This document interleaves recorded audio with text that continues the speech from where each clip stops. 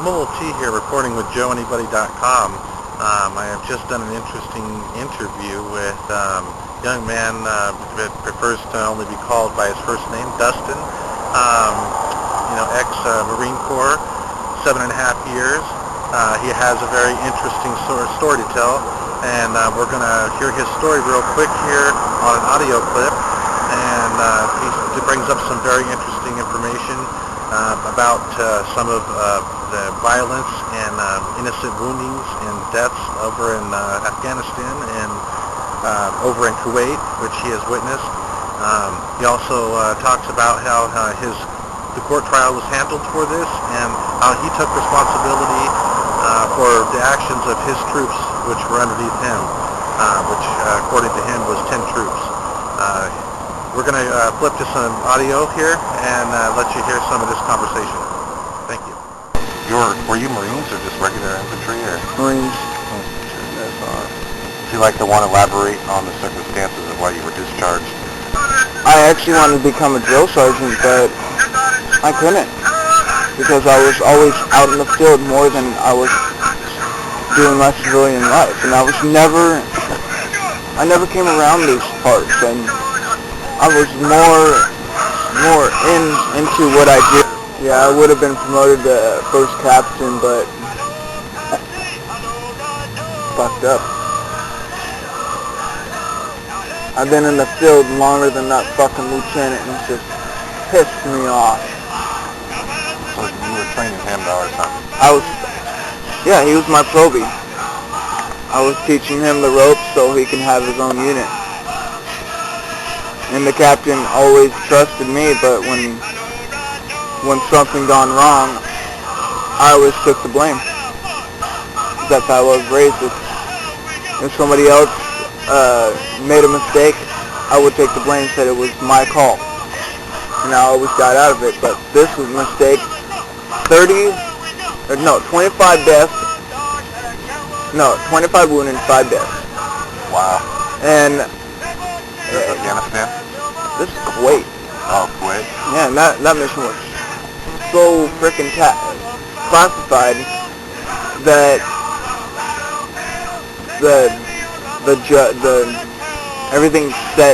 everything was set up in Afghanistan. Afghanistan for the jury. Oh, they had it there, actually. So no one outside the civilians, but the military only knew about it.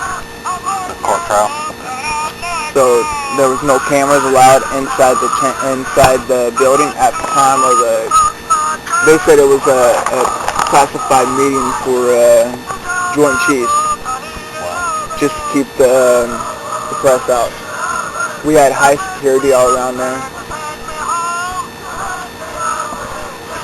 I told him I would plead guilty, and the lieutenant, the other fucking lieutenant, decided to plead not guilty. And he's the one who made the call. The shoot first, ask questions later. You only shoot first, ask questions later after somebody else shoots first. And they didn't shoot first, they were all civilians. And he got mowed down. Yeah, and the lieutenant said that I gave the order to shoot, and I didn't. I had a microphone on me. Every time I go into a mission, I always record everything I say. If it takes hours to record it, I still do it. Everything I say, even when I talk on the satellite phone with the Joint Chiefs of Staff, I always call them Joint Chiefs of Staff, I always record every conversation, even including on the satellite phone. Every conversation is recorded. You'd think it would be, yeah, I don't know. It has to be. So is this regarding just like a family or a group of innocent civilians who were killed? Just a group of innocent civilians. A couple of kids were playing soccer. It was actually a soccer game. And there was only a couple of armed guards there that were making sure that no one tried to come in and bomb them. And we were there for backup just in case. And he said, he said, "Fire! I see a bomber!" And 25 civilians were injured and 5 deaths, and 2 of them were kids. And I said, I screamed so loud that you can hear me all the way from there to here. I said, cease fucking fire! Civilians! There's no one there with a fucking bomb! So the first lieutenant trainee, he was the one who called fire. Yeah. And then he told them that you gave the call to cease fire. Yeah. I didn't give no call. I was on the phone with the Joint Chiefs of Staff saying, hey, everything's going all right here, so-and-so, and they had a satellite uplink from the NSA satellite, watching the whole thing, and they actually showed that in the court hearing, and they saw me in a different spot where I usually hide from the other Marines, because I can't let them hear what I'm saying to the other people, and that when I first heard the first shot, I dropped everything I did, put the phone back in my pocket, still had the phone on, and I said, cease fire! Cease fire! I was running, cease fire! Cease fire! And no one listened. So once all the rounds were done, I put the lieutenant in handcuffs, and the other guards that are around there, they pointed guns at my guys and said, lower your guns, lower your guns. And we had everything under control until that guy made the mistake of saying fire upon civilians. How can a trainee even make that call, you know? I mean, or obviously a trainee, right? They can't. There's no way they can. Trainee can actually make that call. The only way that he can is through his commander, and that was me. So he kind of claimed that you had given him the command. Yeah. Twice. And I didn't. The Joint Chiefs of Staff heard everything that was going on, and when I said, hey, my guys are firing upon civilians, and that's when I put the phone in my pocket and let them hear everything I said. Everything I said was being recorded. And I did not make no order. So when he lied about saying I gave the order, I played the tape. And the tape's the evidence. So is that pretty much why you didn't get a dishonorable discharge, or you had that some evidence? Yeah, I had evidence. That's how I was brought up. If I don't have evidence of something like that, people can't prove that something like that happened. That's why I was the only person in my unit that allowed to have that. No one else knew about it. That's why I always had my own quarters. Because every morning I would put that on, and I would put it underneath my vest. So whenever stuff like that happens. And that was like a reconnaissance mission, though? Yeah. We're just there to make sure nothing happened. And that soccer game was just all kids. And we were ordered to, because there was a couple American kids there, and American parents, my own people. And funny thing is, my trainee was from South Korea. Wow. But like a whole other war. That was like, yeah.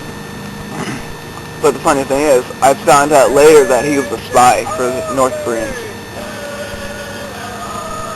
That's why he's in Leavenworth for 7 to 9 years. You know what I think is kind of like crazy and really not right that the military does, is now they offer all this stuff, like you're going to get $25,000 for joining, and you're going to get this and that, and like when you don't get it.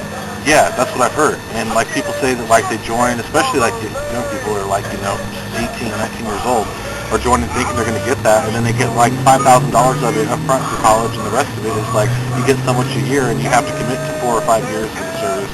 Yeah. or whatever. And at a time of war, and more people are less likely to join right now. They don't, I don't know. And they got like recruiters going into high schools.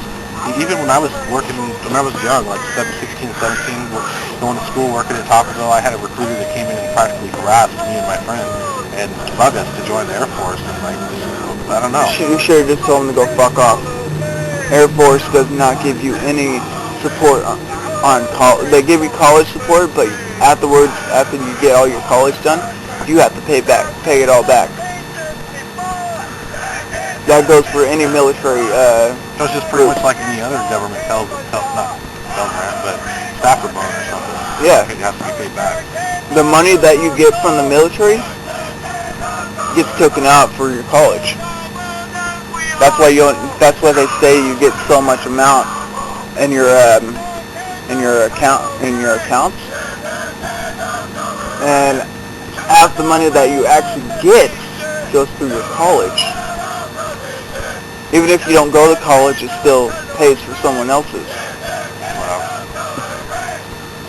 That's why I graduated high school at 15 and did my years in college by my grandma paying for it. And since they couldn't do my college thing, they tried to give money to the other person that needed actually college fund. And I talked to the Joint Chiefs of Staff and I said, hey, you guys need to quit using the money that you are supposed to be giving us Marines, Air Force, Army, Navy. That money does not go to anybody else except us. That's how it is now. I stood up for everybody. That's why I have respect for Army, Air Force, Navy, and the Marine Corps. Yeah, not a lot of people understand that.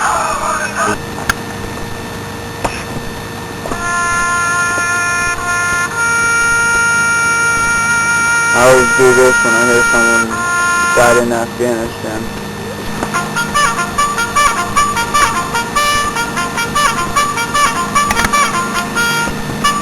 My buddy does the filming, like one of his friends, he was showing me a video of a fellow vet friend of his that got really emotional. He was showing me that video last night. He got really emotional at a protest because he's like, you guys don't know at all, have no idea what I've seen, what I've dealt with in Vietnam, you know? Yeah. We're used to getting shot, but coming back to doing what I do here and what I used to do. Hey, you think you said you got shot like 5 times? There's there's so much shit that people don't even know.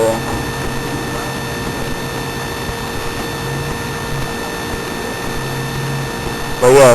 How many years did you serve? I served 7.5. I would have done 8 if I didn't take the blame for my guys. Wow. Taking the blame was a good thing. Kept them from getting into trouble.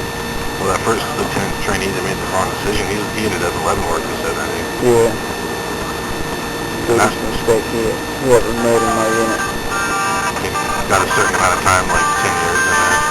At least they're not releasing them for good behavior or anything like that.